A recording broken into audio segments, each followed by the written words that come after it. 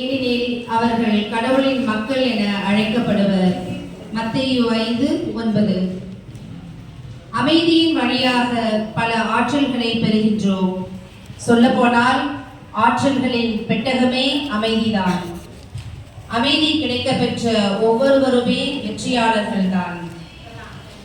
அமைதி மொழியை, மௌன மொழியை கற்று வாழ்வோம்.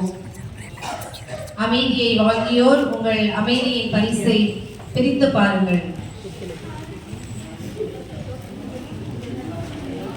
ஆரோக்கியம். ஊதுபத்தி ஸ்டாண்ட். நான் அந்நகரின் காயங்களை ஆற்றி குணப்படுத்துவேன். அம்மக்களுக்கு நலனளித்து நிலையான நிறைவாழ்வை வழங்குவேன். எரேமியா 33:6. அமைதியான வாழ்க்கை வாழ்வதால் ஆரோக்கியம் கிடைக்கும். வாழ்க்கையை முழுமையாக வாழ உடல் ஆரோக்கியம், மன ஆரோக்கியம் மிகவும் இன்றியமையாதது.